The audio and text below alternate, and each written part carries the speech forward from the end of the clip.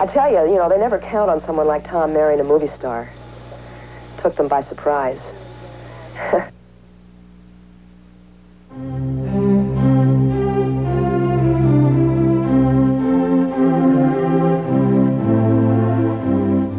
For 8 years, another Hollywood couple called 1600 Pennsylvania Avenue home. Former starlet Nancy Reagan played to perfection the part of a strong and opinionated First Lady. For the Haydens to make a sequel to that epic drama, however, the script would require a major rewrite, and the audience would have to suspend a good deal of disbelief. They have a very long-term view of politics and economics and the future. And Tom sees himself as the masses.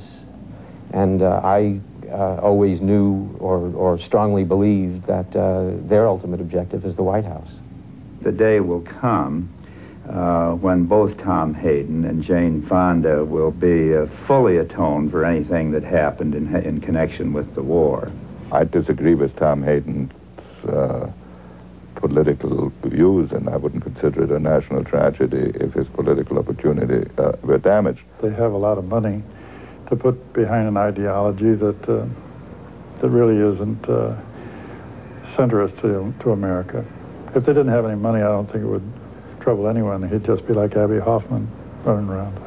If this man represented right-wing politics, would you be quite so opposed to him? I'm only concerned that a man with an idea is only dangerous if he owns a newspaper or television station or has a wife who makes $3 million a year.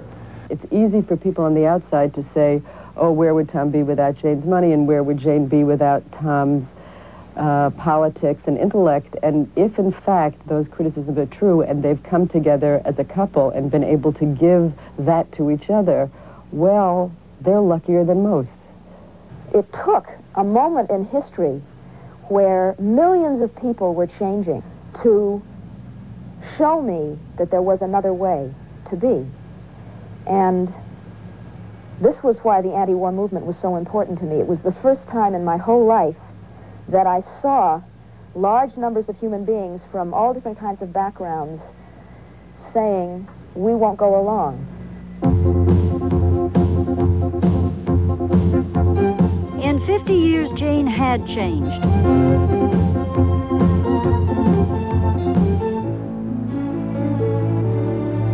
From Henry's baby Jane to Hanoi Jane.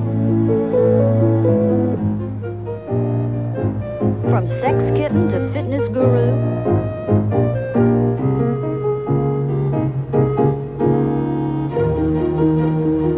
From affected to unpretentious.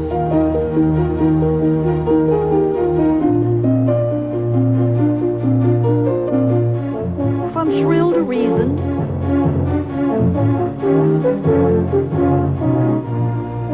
From exhibitionist to capitalist. From ragtag rabble-rouser to wife, mother, and mainstream matron. But always from spotlight to spotlight, and always with controversy. She grew up as Henry Fonda's daughter. She was extremely sexy and attractive when she was young. She went through a trip of being a sex image. She also was a big movie star lady, right? And a big sex figure that all of a sudden demanded to be listened to on the political arena at a time when there was an eruption and people were looking for, leadership and statesmen, and all of a sudden it's Jane Fonda, man. It's Jane Fonda? And it is Jane Fonda. She's a revolutionary.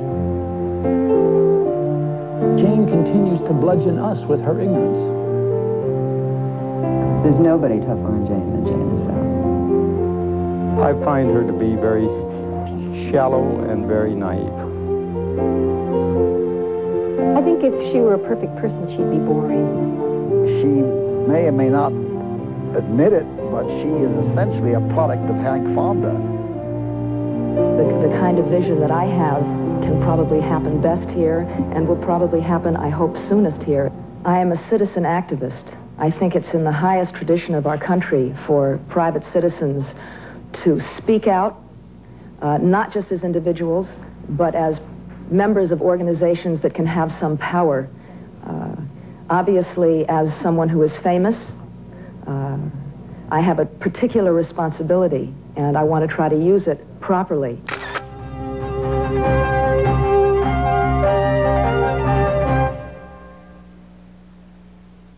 Like it or not, Jane Fonda is a woman no other country could produce.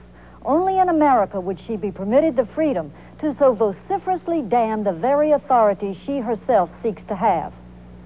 Like this nation, Fonda perhaps cared too much and went too far, sometimes, just like our government, blundering alarmingly in the wish to make the world a safer, nicer place. Ultimately, we'll someday resolve our collective guilt and anger about Vietnam, and probably still be arguing over whether to love or to hate Jane Fonda.